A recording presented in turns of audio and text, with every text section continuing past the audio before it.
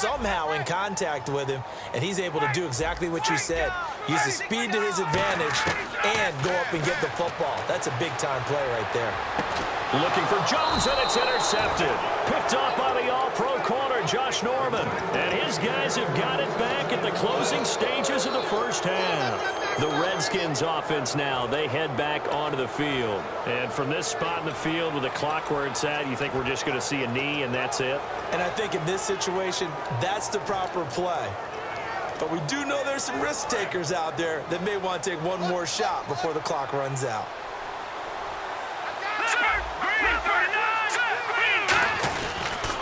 Now they'll run it on the toss. And able to stay on his feet past the 30 to about the 33-yard line. Now whistles come in. We're going to get a timeout here by the offense. So as they take it over, we step aside. And they line up now for what will likely be the last play of the first half. Let's go! Green, 39!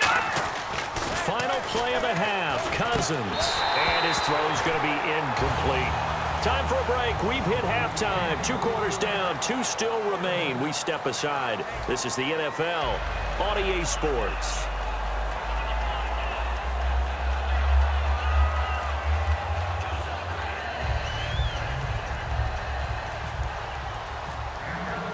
So both teams have their marching orders, and we'll get going again here in quarter number 3. That'll be taken in the end zone. Oh, a nifty juke there. Not much fun for a guy trying to tackle it. And with the new rule, that decision to bring it out will cost him about 5 yards as he only gets to the 20. Atlanta now coming out on the field. They're down in this game. A chance for the offense, though, to put something on the board, get some momentum here in half 2. Try and get things kick-started for them. And you know at the half, they discussed how they were going to get that done. This is where scripting comes into play a lot of the time. How many plays do you script coming out of the second? Most of the time in the first half, you're scripting 12 to 16. I think in the second half, you're really scripting more like 8 to 10. Kind of a starter or an opener, whatever terminology they use. Just something to get you off to a quick start. Well, that wasn't just a loss. That was a loss of big yardage there. So the sense you're starting to get is that offensively, things are starting to pile up against them, and they've got to find a way to stop that. Conversely, how about the great call by the defensive coordinator? He realized that he's got him on the run a little bit.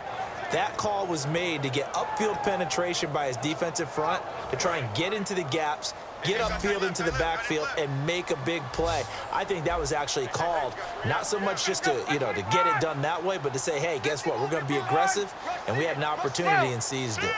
They come out 5 wide, 3 of them to the right side.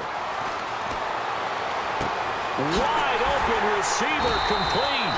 And he's brought down after a good gain. A really nice gain of 25 yards. They come up in an empty set. 4 wide receivers, 1 tight end. One thing I can say pretty safely, that route is not called if you don't have a guy who can throw the ball and put some mustard on it. And nothing but green grass here, middle of the field. Touchdown, Falcons. Justin Hardy, 62 yards. And the Falcons have cut it to within a score. And nothing too crazy there. A quick slant, and then he just had a seam. He found a seam. And when you hit it on the run like that, and I mean the pass right to the receiver who's already in motion and moving, sometimes he just takes it and runs away from everyone else. And he ran it into the end zone. And the defense, they've got to adjust there quickly. That's tough on them. That's really tough because everything was executed well. Ball was out of his hands quickly, into the hands of the receiver, and then he was gone.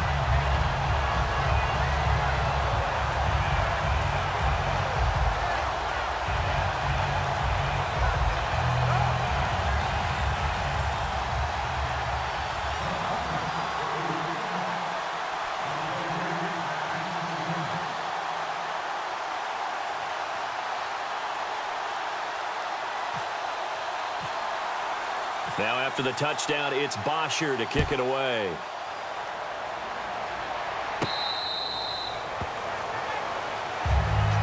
A look at the offense now here, coming back out on the road for their first possession of the second half.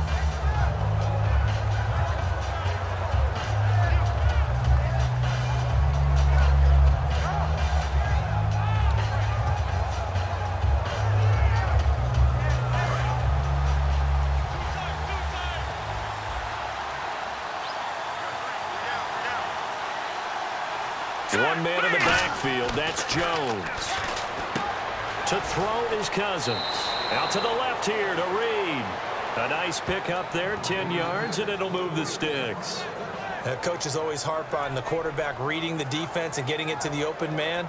That's good recognition there. And how about what he did after the catch? Yeah, hit your tight end, let him get some rack. Yeah, when he gets moving, not many guys want to come over and put a hit on him, do they? So here we go, 1st and 10 now.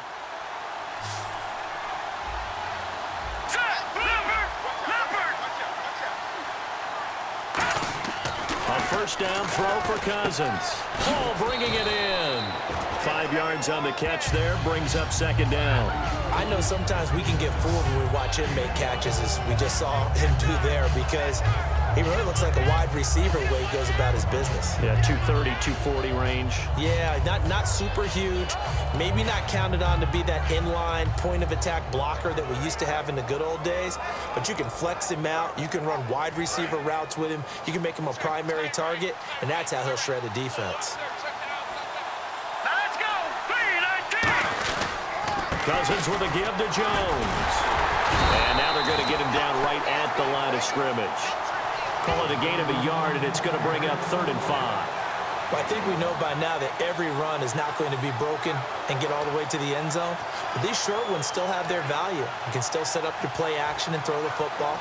You control the clock because you have the ball and they don't. And often the physicality sets the tempo for the game.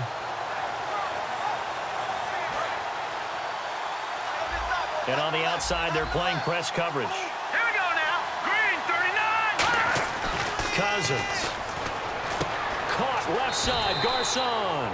They get only 4 that time as that leads us to a 4th down. They didn't get the first down, but I have to say I do like the call. I like what they were trying to do. Try and hit your receiver on the run and see if he can pick it up. Keep it on his feet, get a little rack yardage. Yeah, but a nice job defensively to get to him and keep him short of the first. And how about this one now? In their own territory, a gutsy call. They're going to go for this on 4th and a yard. Here we go. Green, 39. Oh, looked like they got someone to jump there. And if that's the case, this will be a 1st down.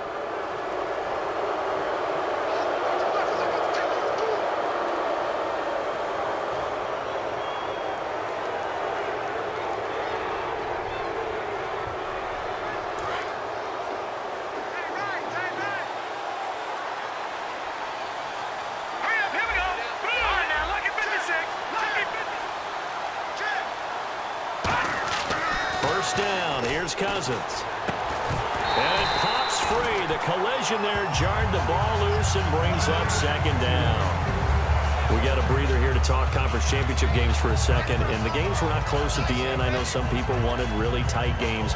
But you have to respect Atlanta, New England. From the word go, dominant. And not only were they dominant, it was against teams who came in as the hottest teams in the league. Green Bay had won 8 games in a row. Pittsburgh had won 9 games in a row. New England, Atlanta, as you said, right from the start, established their dominance and continued it throughout each game. So the defense blitzed. A nice job picking that up, completing the pass. And how in sync was the quarterback in his center on that play? They saw the blitz, made the appropriate calls, got the line engaged because now they know there are going to be extra guys coming at the quarterback, so they got their assignments down pat and kept them away from him, and he's able to step up in the pocket and fire one now for a really good strike.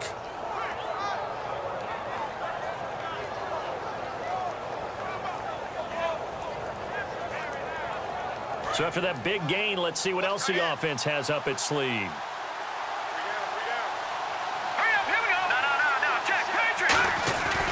A give to Jones. They find some open field here.